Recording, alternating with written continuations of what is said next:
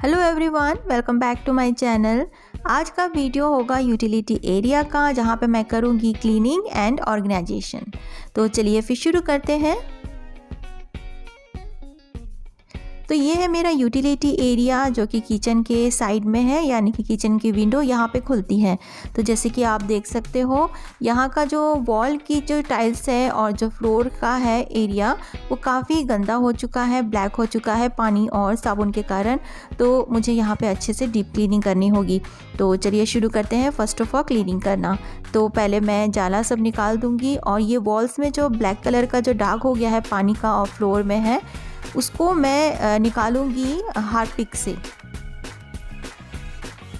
इस तरह से अगर दाग हो जाते हैं यूटिलिटी एरिया में या बाथरूम के टाइल्स में ब्लैक कलर के साबुन और पानी के कारण, तो आप इस तरह से थोड़ा सा फ्लोर को गीला करके उसमें हार्पिक डाल के 5 मिनट्स के लिए बस छोड़ दीजिए और बस उसे स्क्रब कर दीजिए।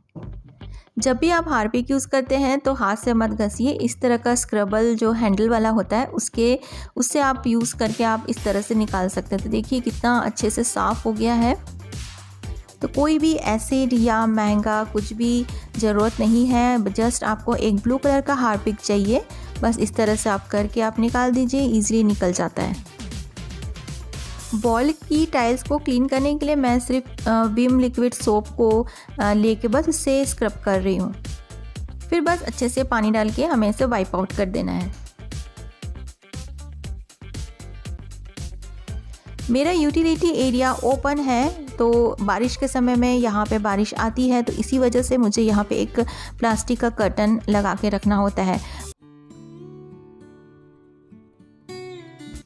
उसके बाद दोनों मशीन को मैं अच्छे से क्लीन कर लूँगी, inside and outside. Dish washer का जो डोर होता है उसके साइड्स में पानी के कारण स्पॉट्स आ जाते हैं, तो उसको निकालने के लिए मैं हल्का सा स्क्रब कर दे रही हूँ।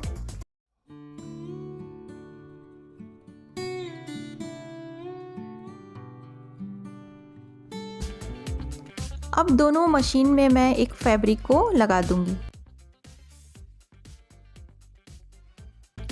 Just a change of a simple fabric can change a look.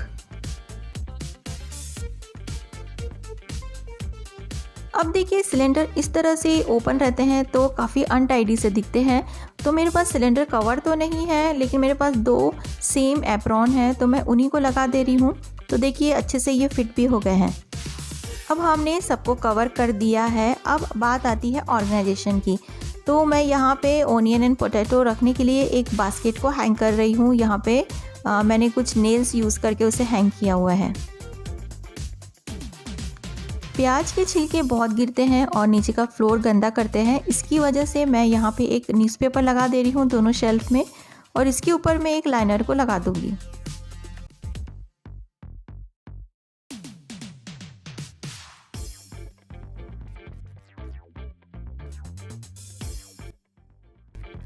Mop stick और वाइपर को हैंग करने के लिए मैं यूज़ करूँगी ये सेल्फ एडेसिव मॉप होल्डर।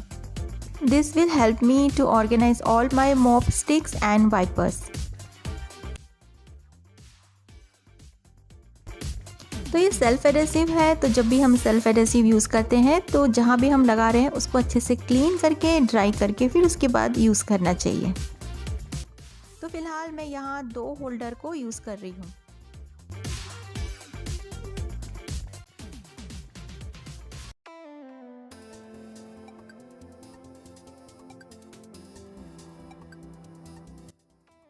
अब ऑर्गेनाइजेशन के नेक्स्ट स्टेप में मुझे रखना है सारे डिटर्जेंट की बॉटल्स। तो उसके लिए मैं यूज़ करूँगी अपनी किचन की विंडो, उसमें यूज़ करूँगी ये हैंगिंग ऑर्गेनाइजर्स।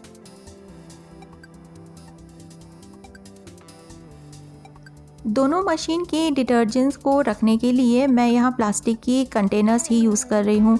ग्लास कंटेनर्स मुझे थोड़ा डिफ़िकल्ट होता है उसे हैंडल करने में। कभी कभी हम हड़बड़ी में होते हैं, हमारे हाथ गीले होते हैं, तो उसे हैंडल करना थोड़ा सा डिफ़िकल्ट हो जाता है। इसी वजह से मैं यहाँ प्लास्टिक के कंटेनर्स यूज़ कर रही हूँ।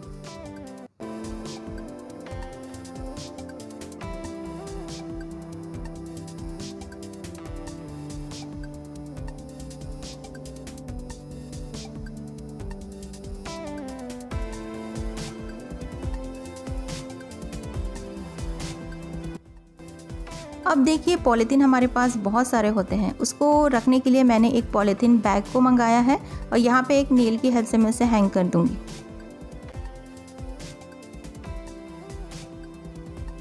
ये बास्केट यूज़ होता है धुले हुए बर्तन को रखने के लिए, लेकिन ये फ्लोर में ना रहे इसलिए मैं इसे यहाँ पे हैंग करूँगी वॉल में। इसके लिए मैंने यहाँ दोनों साइड में इसे थोड़ा सा होल कर दिया है और बस इसे सेल्फ एडहेसिव हुक के हेल्प से मैंने इसे हैंग कर दिया।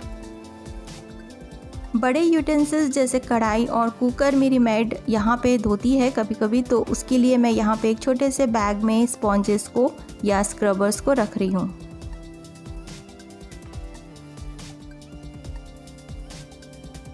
अब वॉशिंग मशीन यहाँ पे है तो लॉन्ड्री बैग भी यहीं होगा तो काम करने में इजी होगा। तो मैं रखूँ कहाँ, तो ये सोच के मैंने यहाँ पे वॉशिंग मशीन को यूटिलाइज़ किया है। वहाँ एडहेसिव हुक लगा के लॉन्ड्री बैग को मैंने यहाँ पे रख दिया। अब इजी हो जाएगा, यहीं की यहीं मैं वॉशिंग मशीन में डाल सकती हूँ। ये लॉन्ड्री बैग फोल्डेबल होते हैं, जब यूज़ ना हो इसे फोल्ड करके हम वापस हैंग करके रख सकते हैं।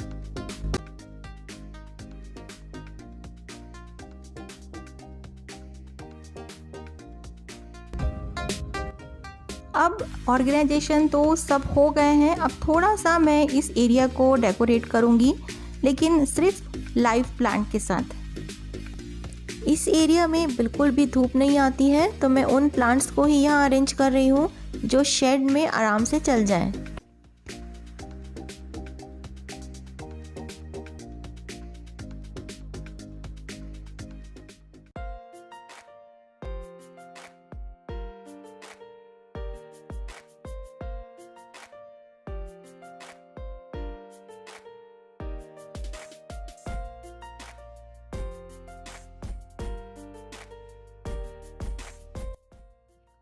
इस एरिया को क्लीन करने के लिए मुझे हार्पिक और दूसरे क्लीनर की ज़रूरत होती है, तो मैंने सोचा मैं इसे डिश वॉशर के ऊपर ही रख लूँ एक बास्केट यूज़ करके।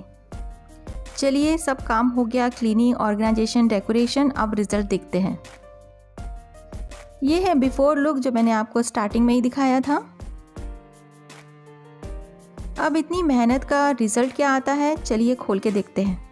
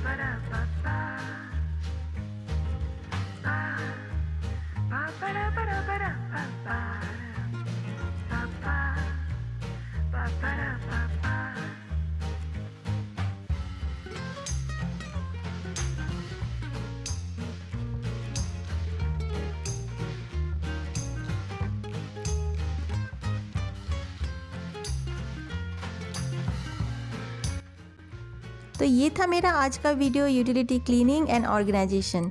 आपको इस वीडियो से अगर कुछ भी हेल्प मिली होगी तो मेरे चैनल को कंसिडर कीजिएगा सब्सक्राइब करने के लिए।